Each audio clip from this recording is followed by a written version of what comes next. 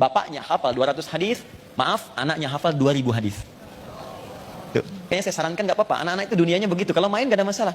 Main lewat, ya kadang-kadang lompat, kadang nyanyi-nyanyi, biarin aja. Dalam mainnya dia belajar. Kalau bapaknya yang lompat, baru saya tegur. Ini anak nggak apa-apa gitu. Saya pernah di Bekasi tuh ngajar, terus ada anak tuh naik sampai ke bangku naik, tuh kan. Terus orang tuanya gelisah gitu. Saya bilang biarkan aja, biarkan itu dunianya. Dia bawa keluar, begitu dibawa keluar, di luar itu anaknya mengulang kalimat saya dari awal sampai akhir dia keluar. Saya bilang tolong masukkan lagi anak itu, karena bapak ibunya pun gak sanggup mengatakan apa yang dia telah ungkapkan. Masuk lagi. Nah inilah Abbas, maksud saya kalau teman-teman aktivitas apapun, ayo investasikan. Kalau bukan Anda mungkin anaknya. Kalau bukan Anda mungkin cucunya. Toh Nabi Ibrahim, Nabi Ismail pernah berdoa supaya lahir keturunan mereka yang soleh, tapi lahirnya dekat Ka'bah dan diangkat jadi Rasul. Siapa yang lahir kemudian? Nabi Muhammad SAW. Itulah satu-satunya Nabi yang lahir di dekat wilayah Ka'bah. Nabi Muhammad. Yang doa siapa? Nabi Ibrahim, Nabi Ismail. Pertanyaannya apakah Nabi Ibrahim, Nabi Ismail berjumpa dengan Nabi Muhammad? Tidak. Bahkan bedanya sangat jauh, 30 generasi. Muhammad bin Abdullah bin Abdul Muttalib bin Hashim bin Abdul Manaf bin Qusay bin Murrah bin Kilab bin Ka'ab bin Ghalib bin Fihir bin Malik bin Nadar bin Kinana bin Khuzaimah bin Mudrikah bin Ilyas bin Nizar bin Mudar bin Ma'ad bin Adnan bin Adi bin Adri bin Muqawwam bin Nahur bin Tarikh bin Ya'rub bin Yasud bin Nabit bin Ismail alaihissalam bin Ibrahim alaihissalam. 30 generasi. Ayo ulangi. 30. Jadi yang minta kakek buyutnya, yang jadi cucu jauhnya. Mungkin Anda begitu masuk majelis taklim, Anda berdoa, ya Allah jadikan keluarga kami ahli Quran. Mungkin yang jadi bukan anak Anda, tapi cucu dari itu dihafal 30 juz dengan tafsirnya, dengan fiqhnya dan sebagainya, insya Allah. Di ilmu hadis itu gini, setiap ada anak meriwayatkan hadis, maka sebagai penghormatan bagi orang tuanya, nama anak itu akan dihilangkan, yang disebut nama orang tuanya. Abdullah, anak laki-lakinya Abbas, anak laki-laki Ibnun, disingkat jadi bin. Abdullah bin Abbas, ditutup Abdullahnya, disebut Ibnu Abbasnya. Maka muncul istilah dari Ibnu Abbas, dari Ibnu Abbas, dari Ibnu Abbas.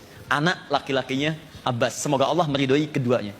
Ini pesan di ilmu hadis, kalau ada orang tua berbuat baik untuk anaknya, maka semua kebaikan anak akan terlimpah pahalanya pada orang tua tanpa dikurangi sedikit pun. Boleh saya titip pesan ya? Dan saya sangat serius untuk menyampaikan ini.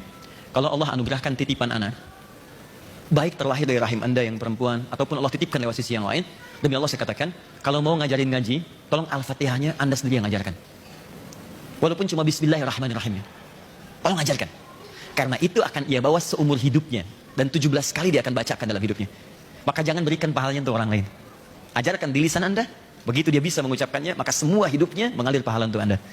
Sahabat Nabi ini kurang lebih ada 12.000 jumlahnya. Dari 12.000 ini ada yang junior. Ada yang levelnya junior. Tapi nggak ada yang jadi cowboy. Oke. Ini ada yang muda. Kemudian ada yang senior. Misal yang junior kita lihat ada yang namanya Abdullah, ya, anaknya Abbas, anaknya Umar, anaknya Amr. Yang muda, tokoh pemuda ada Ali, anaknya Abu Talib, dikenal dengan Ali bin Abi Talib. Yang senior itu paling banyak, ada Abu Bakar, ya, As-Siddiq, ada kemudian Umar, Uthman, dan seterusnya, ya, ada Ubay bin Ka'ab dan seterusnya. Ya, saya mau mulai dari sini sebentar. Ya, ini untuk memetakan bahwa begini. Saya ingin tunjukkan, kalau teman-teman tuh banyak belajar hadis, umumnya langsung pada redaksinya gitu. Ya, pada matannya, substansinya. Innamal a'malu binniyat. Kalau beramal harus mengacu pada niatnya. Nah, itu enggak pernah digali siapa yang riwayatkan itu. Sehingga inspirasi dari orang itu tidak bisa kita ikuti. Padahal kehidupan Nabi itu nilainya miniatur kehidupan manusia di bumi. Di semua aktivitas yang kita kerjakan itu, miniasinya dalam bentuk miniatur, itu zaman Nabi ada. Pedagang zaman Nabi ada. Pengusaha ada, diplomat ada, birokrat ada, artis ada, pegiat seni ada semua. Dan dibimbing oleh Nabi dan sukses di semua bidangnya. Nah, yang paling dahsyat adalah di balik kesuksesan mereka itu masih punya kesempatan bisa mengatur waktu untuk belajar dengan Nabi. Ikut ta'lim. Di antaranya Abbas. Abbas ini paman Nabi, beda usianya 3 tahun dengan Nabi. Punya anak laki-laki yang populer 2 orang. Satu namanya Fudail, yang paling dewasa. Si bungsu namanya Abdullah. Anak laki-laki, karena anak laki-laki bahasa Arab disebut dengan Ibnun. Ibnun. Untuk menyingkat, buang alifnya. Pindahkan harokat alif ke ba. Ibnun kasrah i, ibnun, buang kasrahnya, buang sukunnya di sini, pindahkan kasrah ke sini. Jadi bin. Bin itu anak laki-laki. Jelas ya? Ibnatun, anak perempuan. Buang alifnya jadi bintun. Binti, anak perempuan.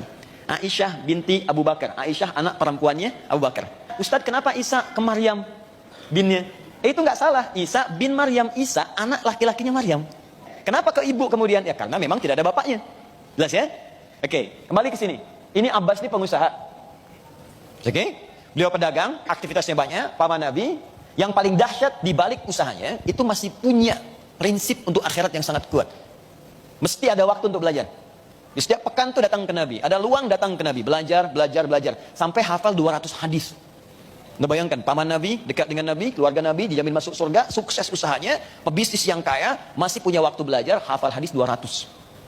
Ada orang, ini bukan kita ya, ada orang paman Nabi bukan, tetangga Nabi bukan, sahabat Nabi bukan, surga belum jelas kan, amalan berantakan, hisab menegangkan, cita-citanya nggak nanggung, kalau ditanya masuk surga, surganya Firdaus, ya, bersama Nabi lagi, ya.